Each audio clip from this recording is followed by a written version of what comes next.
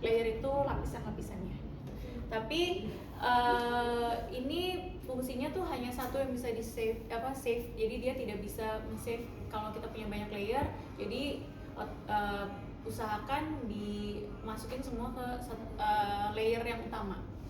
Ini layer ya di sini. Oke. Selanjutnya mulai contohnya kita bikin shape aja deh. Ini tools yang namanya bikin shape. Nah, nanti kalau kita kliknya agak lama atau klik yang segitiga kecil kayak di Photoshop itu kan juga ada. Ini akan muncul tuh banyak shape-nya.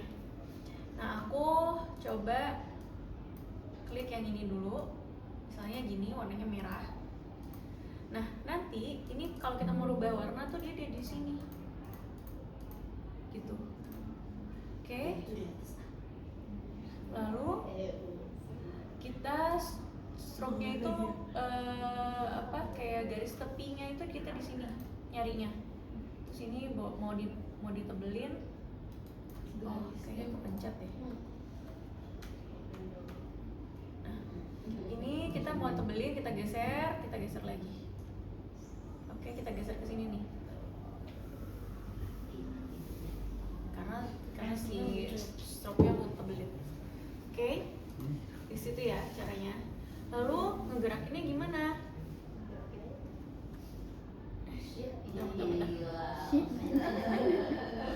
Keluarin aja, Bu.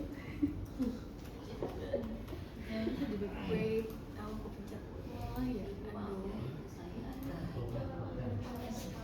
Nah, ini udah kayak gini kan tadi ya. Nanti kita bisa rename juga di sini. Misalnya kita mau bikin ini kotak satu gitu. Kita bisa di sini. Ya. Terus kalau kita mau move itu di sini nih, kita geser-geser. Bedanya sama ini itu kita bisa tarik per workboardnya. Kayak kita mau lebih detail gitu kan, pakai yang ini. Oke, geser-geser gitu. Nah, ini apa sih? Ini tuh kalian tahu nggak? Ini namanya anchor point. Nah, cara gerakin si anchor point ini dia punya fungsi. Jadi nggak cuma ada doang. Dan kalau misalnya di After Effects, si anchor ini berfungsi sebagai titik tengahnya untuk titik tengahnya atau pusat kita mau menaruh animasi. Misalnya kita taruh di pinggir sebelah sini, itu nanti titik animasi kita rotate ya. Nanti dia muternya itu dari sini sudutnya, dia muter gitu.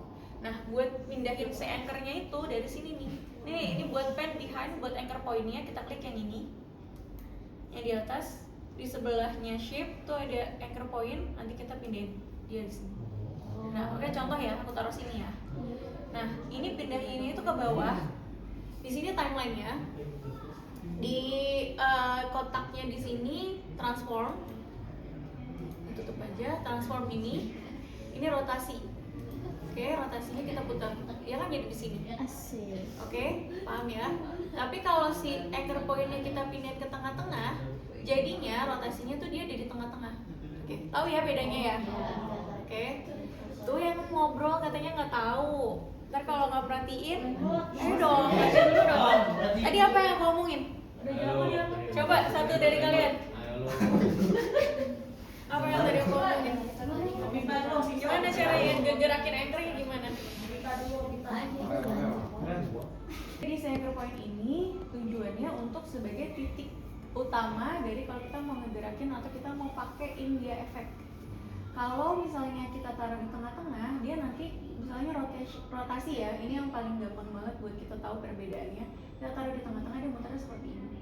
Tapi ketika kita pindahin dia ke pojok, dia tuh akan muternya seperti ini.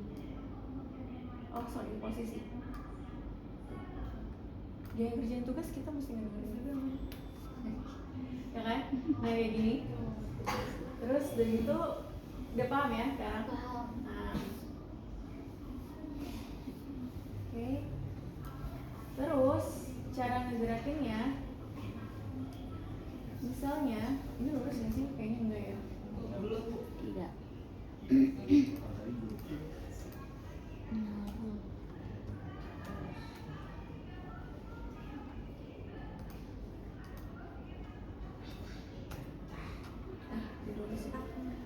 Oke. Nah, ini gerakin ini misalnya kita mau naik turun gitu kan.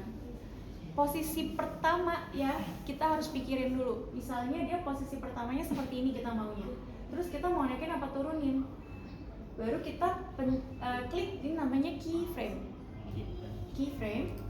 Terus kita gerakkan yang namanya si time indicator ini, yang ini nih, kemana? Nah ke sini misalnya. Nah ini adalah si frame rate tadi.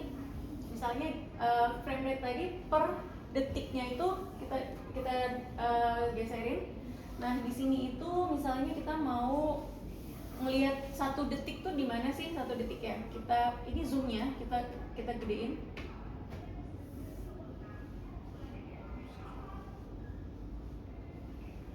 Nah ini adalah 1 detiknya di sini. 1 detiknya di sini, dia 2 detik, ini 2 detik, ini 3 detik.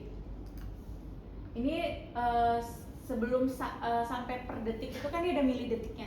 Jadi di sini nih milidetiknya. Gitu. Jadi kita buat menentukan presisinya tuh di sini. Nah, kalau misalnya mau lebih kelihatan lagi, kita zoom out lagi. Jadi dia mau dipakai berapa detik sebelum sampai ke 1 detik.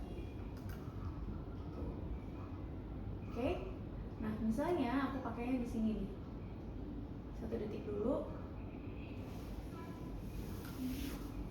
Terus setelah kita atur ininya, kita turunin dia bisa dari sini pakai move ini, atau kalau mau lebih rapi ini pakai yang di sini. Kalau posisi itu ini yang di belakang untuk naik turun, tapi yang di depan itu buat kanan kiri. Oke. Nih pas dia udah nyala ya keyframe-nya. Jadi kalau udah kita nyalain perintah, ini harus hati-hati karena dia ngebaca atau dia merekam pergerakan yang kita lakukan. Misalnya turun sampai sini, gitu kan. Terus kita maju lagi, kita pakai spasi buat play. Oke? Nah kenapa dia kayak gitu? Karena dia belum render. Kalau dia sudah sampai hijau semuanya, dia akan lebih smooth. Nah caranya juga kita bisa gini, kita blok si efeknya ini, keyframe-nya ini, kita klik kanan, keyframe assistant, lalu easy ease, dia akan lebih smooth lagi. Dia akan lebih, tadi kan agak geredet-geredet, kalau dia turunnya dia lebih smooth. Oke, sampai sini paham? Mau dicoba dulu? Paham, Bu. Udah lanjut? Lanjut.